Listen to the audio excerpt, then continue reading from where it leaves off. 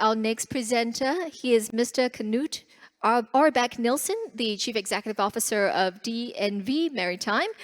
Now, he's also a member of the Executive Board of DNV GL SE. He was appointed CEO of DNV GL Maritime in August 2015, and prior to that, he had been the Chief Operating Officer as well as the President of DNV GL Maritime and Director of Division Europe, Africa, and Americas. With that, ladies and gentlemen, I'm very pleased to be handing the time over to him to share more about ensuring safe progress for shipping. Over to you, Mr. Ørbeck-Nilssen. Thank you very much for that kind introduction. And dear Minister Chi Hong Tati Kwaele Hun, dear ladies and gentlemen, it's a pleasure for me to be here. Greetings from Oslo, Norway. I will be spending the next, say, 10, 12 minutes on a few pointers on ensuring safe progress for shipping. I'm delighted to be here, although virtually, but I hope that you can hear me okay and that you can indeed see my slides. If I could have the next slide, please. Now, the world is really in transition as we speak, and there are tectonic shifts that are rocking our foundation tremendously. Not only political shocks and unpredictable markets, we are all into that. We've seen it every day in media, but also how decarbonization defines regulations and not least the ESG agendas for the breadth of industries. And on top of that, technology and how technology developments really enables a maritime renaissance. And we've heard already talks around digitalization. So I would try to make a point on how all of these three tectonic shifts really have an impact on safety and how and what we need to do to make sure that we can ensure progress on safety and not least a safe decarbonization journey. The next slide, please. Now, as Dr. Degim talked about, and I think it's really important to reinforce what she just said, the impacts of the pandemic prevails as we speak today and this afternoon. And I would like to draw your attention to two issues, namely on the crew crisis, the fatigue and all the challenges that are still facing the seafarers when traveling, the lack of personnel due to the conflict in Ukraine, and not least, I would say, the damage to the reputation of seafarers that we had during the pandemic and how that might impact the outlook for finding the next generation of seafarers and how important that is. But these were all very adequately covered by Dr. Degim, so I will not talk more about that. What we have seen as another result of the pandemic is, in many cases, increasing levels of port stay detentions, especially in the last half year of 2021, but also the lack of maintenance on board several vessels. And of course, if this continues, it might prove that some of the basic safety features are jeopardized as we move on. The next slide, please. Now, I mentioned that we have had a very good development on safety trend in the past decade. However, the last half year of 2021 did not really encourage and reinforce that trend. So we have seen quite a number of casualties and incidents, and actually it has been a record high in the last half of 2021. And as many of you probably think, this could be related to the upswing in business, but I think we have to dig a little bit deeper and look at some of the real concerns. And I would like to draw your attention this afternoon to 3 areas. And it's basically the hull and the machinery damages. It is also the fire safety, especially on certain type of vessels like the container vessels and the ro-ro or the PCTC vessels, and also the fact that we need to look at ship type specific firefighting systems to be able to address some of these incidents in the most effective way. Another issue is naturally the loss of containers and how that might impact safe journeys for vessels in the open seas. And I can assure you that the container industry and the whole service industry is working on that.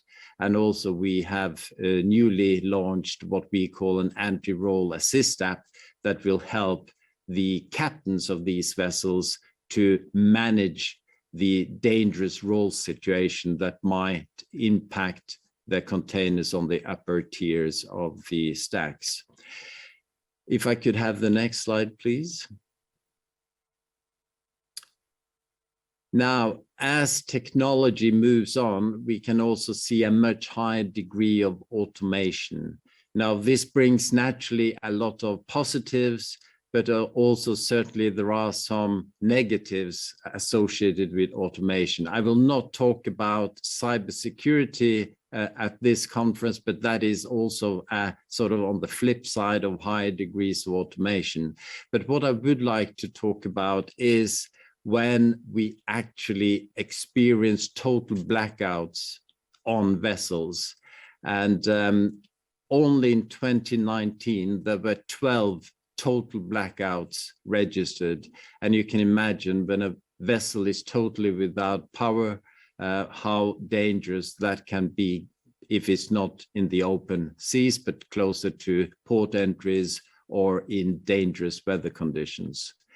And it is really a great threat, not only to the vessels, but naturally to the people, the seafarers, the passengers, and not least the environment. And as the degrees of automation increases in the years to come, we really have to make sure that we as an industry look into how we can better prevent and provide proper barrier management to manage some of these risks. Next slide, please. Safe decarbonization, that is what it is all about. We all want to decarbonize, and we really need to make sure that we do it in a safe way. And what I show you here is how the fuel mix of the maritime industries will change over the next decades up until 2050. And you can see that that change is really quite dramatic. Up until, say, roughly 2020, it was all dominated by the traditional fuel. As we are gradually now progressing into this decade and the next decade, you can see how that red color diagram tapers off.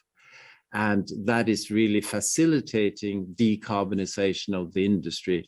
The gray part is the use of natural gas as a less carbon intense fuel, and then how bioenergies in the green color and the low carbon fuels, not least with the pink colors, are gradually picking up as we move into the 2030s and beyond. And naturally, electric propulsion has a significant role to play, and certainly for the short sea shipping in particular. But this is quite a dramatic shift of fuels, and you can imagine that that will also set the scene for how we need to address safety in a slightly different way with new challenges on the horizon. Next, please.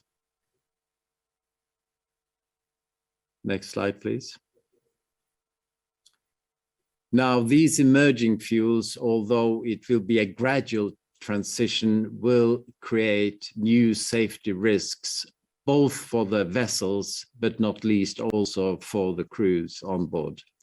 And the fact that slow steaming and new fuels could introduce and increase the risk of machinery failure is something that we need to address.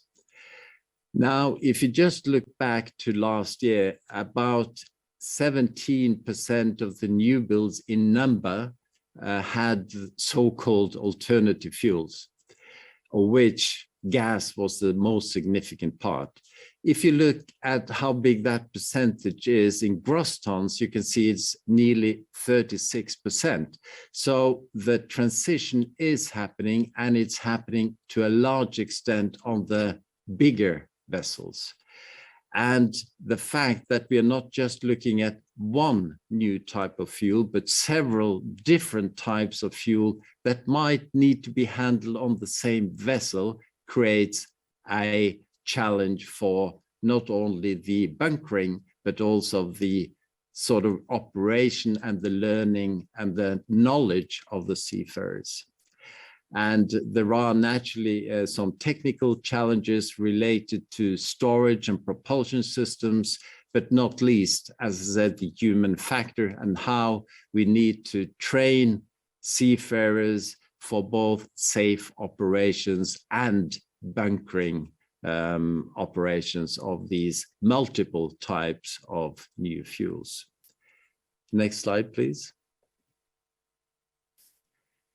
Now, there's much questions these days around what is the right fuel of the future, and I can assure all of you that the real future fuel is collaboration. And I say that because this challenge that we are now facing with the fuel transition and safe decarbonization is much bigger than any one company or any one entity can resolve on its own. And that's why I say that collaboration is really the fuel of the future. And I brought up a couple of examples here that I think are really important, not least the Global Center for Maritime Decarbonization in Singapore is playing a key role in facilitating a safe decarbonization journey. And also, I'm really pleased that there is a dialogue and cooperation with Maersk Mc-Kinney Møller Center for Decarbonization in Copenhagen. And these, I think, are pretty well known to all of you, but let me also draw your attention to a couple of other initiatives. So in Norway, we have what is called a green shipping program, and it's a public-private partnership. It's all about putting pilots in the water and testing out new solutions, new fuels, and really getting the hands-on experience. So it's all about piloting, and I think a public and a private partnership like this one is really a model for the industry, how we can try to develop the so-called green shipping corridors of the future. I would also like to draw your attention to what is called the Maritime Technologies Forum, where the leading class societies, along with some leading flag states, are really looking into what is the R&D activities on the best solutions for a safe decarbonization journey and how we can share that with industries.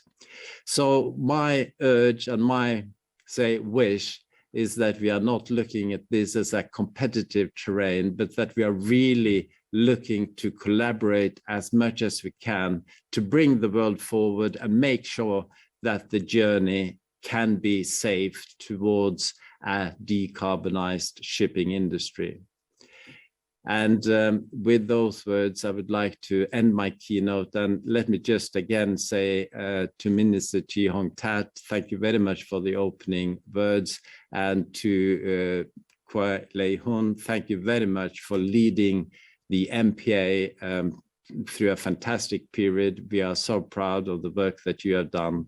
And I wish that Mr. Teo Eng Di will have a very successful start as chief executive of MPA, and naturally from oversight, we are very much here to support the industry, to support Singapore, and to support not least the MPA and all the initiatives that are driving safety forward for the maritime industries.